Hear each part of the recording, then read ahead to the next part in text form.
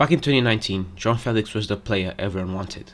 Apart from Mbappe, Felix was considered the most valuable young player in the world. And to be fair, there had been evidence to back it up. In his time with Benfica, Felix showed just how great of a player he was. Now at Atletico, although he hasn't really performed as best as most people make it seem, it still has been lackluster considering the amount of expectation that there was for the young Portuguese international. Welcome to the JVM Football channel, where you can find game analysis, football history, individual performances, top 10s, etc. If you are interested and would like more football content like this, please subscribe to the channel. Today I'm going to talk about João Felix, the young Portuguese star. He hasn't really hit it off like we would like to with Atletico Madrid. Felix is a generational talent. I don't care about his recent performances or the price tag. No one can tell me that after that season with Benfica, where Felix played a massive role to help the Portuguese Giants to win the league, while still a teenager, that he isn't one of the best young talents in the world. I don't know how much you guys followed Benfica that season, but I remember things quite vividly. I remember how Benfica were struggling a bit, but Felix's inclusion to the starting 11 brought this new life and energy to the club. Felix was amazing.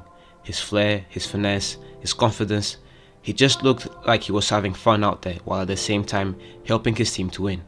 That season, Porto were quite strong, but I remember seeing a young João Félix going to the Dragão and putting up a show and not letting one of the best centre-backs in football history, in Pepe, get the best out of him.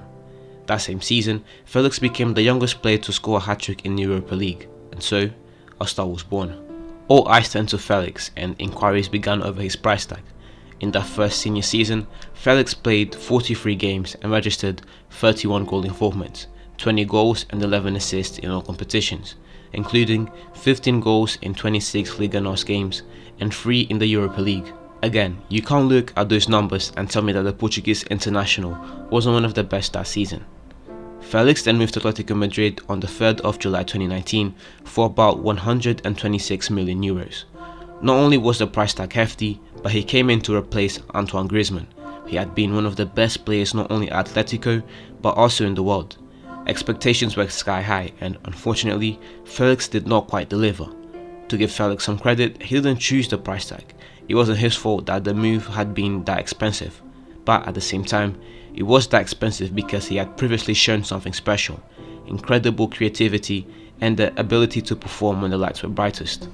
During this time, Felix was still able to wow Atletico fans. His creativity doesn't need introduction. He is one of the most creative players in Europe, hence the Kaká comparisons.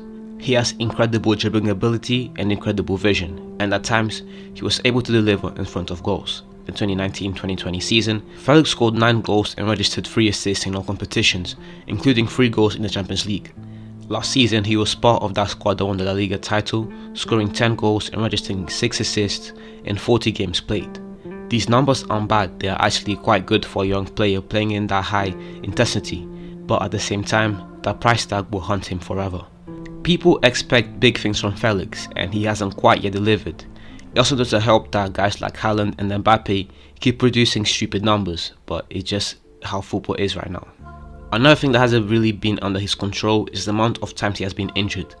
Nothing crazy, but Felix has picked up quite a few injuries in the last few seasons, which have not helped his case. Hope isn't lost for Felix yet. I still believe that he is a generational talent and that on his day, he is amongst the best young players in the world. There are things he has to tweak about his game, and once he has tweaked them, hopefully he will turn into the player we all know he is capable of becoming. Thank you very much for watching the video until the end. If you enjoyed the video, please leave a like and subscribe to the channel for more game analysis, football history, individual performances, top 10s, etc. This is the beginning of something special, and it would mean the world to me if you subscribed and help me to grow this channel.